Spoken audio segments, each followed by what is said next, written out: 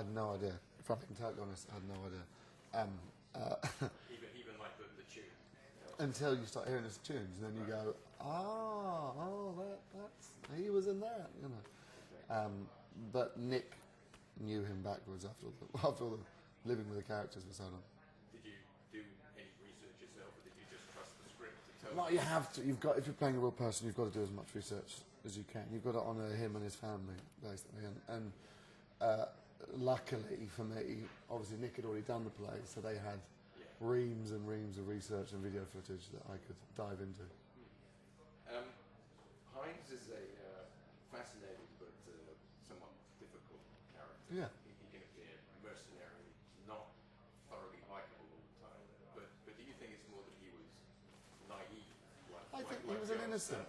I think he started as an innocent, and he was a product of everything that was put upon him. I think you see it time and time again with the modern obsession with celebrity. People who get thrust into the public eye for not much reason. You know, Hines was a musician, but he was a musician created by Joe Meek. So without Joe, he's very susceptible to getting completely delusional with fame. Cons mentioned that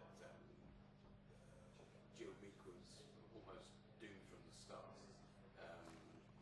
Do you think that's the same with Hines? Do you think that they were sort of tied together? Yeah, I think they were so close, and they had there's the love story between them that they're gonna fuel off each other.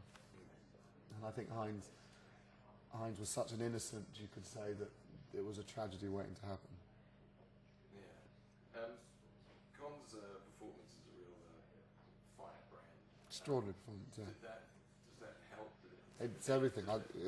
Without sounding, cheesy, sort of. Yeah, most of what you do is trying to react off something, and when you got Con giving a performance that's so extraordinary, it's really easy. You just stand there and receive what he's throwing at you, quite literally, when he is throwing half the set at you. Yeah, I mean everyone in the cast seemed to bring their A game.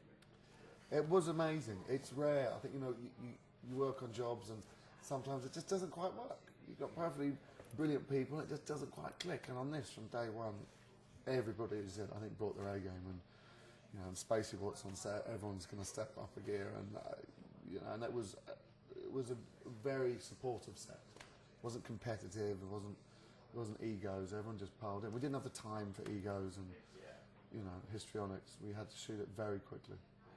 And Nick Moran seems to have moved very confidently into the director's chair. Yeah. It's a very stylish film. He seemed to handle all you guys. What was he like?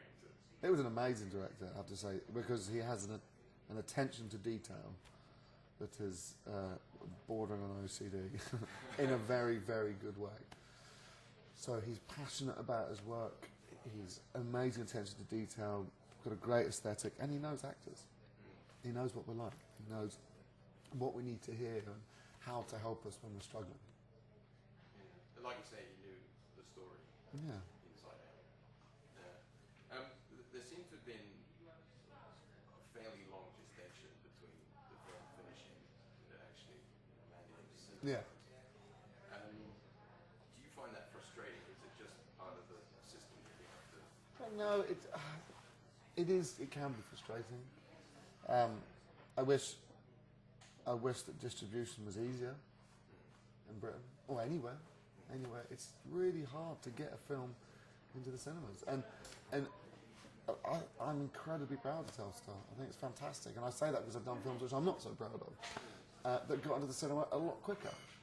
And it's sadder that sometimes good films get lost, but gratefully and fantastically, we're here. Thanks to Simon Jordan and Nick and everyone fighting hard, that we're here and the film's coming out, and fingers crossed it's going to go down really well. Do you think it's a problem with British films in particular? Do you think there's a distribution prejudice almost sometimes? I've got to be very careful about the rest of my career.